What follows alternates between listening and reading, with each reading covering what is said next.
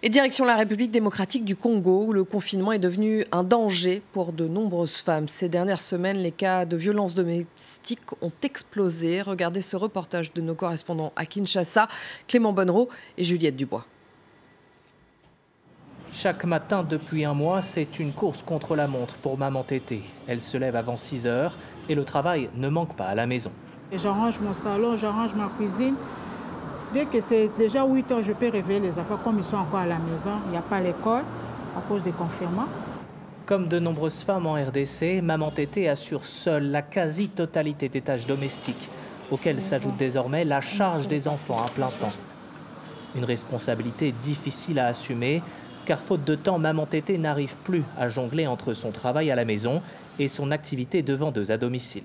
Comme il y a confinement, les gens ne travaillent pas bien. Donc, il n'y a pas moyen de faire tous ces commerces-là. Il n'y a pas moyen de se déplacer. On est coincé à la maison. Pour certaines femmes, le confinement peut aussi tourner au cauchemar. Sylvie, qui a souhaité rester anonyme, subit les violences de son mari depuis 10 ans. Il m'a fait ça avec un rasoir. Et là, c'était avec une bouteille de bière. Avec la proclamation de l'état d'urgence le mois dernier, la situation s'est aggravée. Elle se retrouve enfermée toute la journée avec son agresseur. Avant, au moins, il pouvait sortir. Mais depuis que le confinement a commencé, il est toujours à la maison. Alors il me bat et il me viole encore plus souvent. Sa seule distraction, c'est mon corps. Et si je refuse, il me menace avec la machette. En RDC, la situation des femmes pendant l'état d'urgence inquiète. La députée Christelle Vwanga dénonce notamment la hausse des violences sur les mineurs. L'état d'urgence est certes sanitaire, mais la justice reste et les infractions restent. Lorsqu'on viole, lorsqu'on frappe, ce n'est pas un pardon d'office.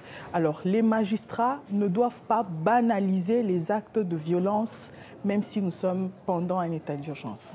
Malgré l'inquiétude des associations, le Parlement congolais a approuvé la prolongation de l'état d'urgence sanitaire pour une durée de 15 jours.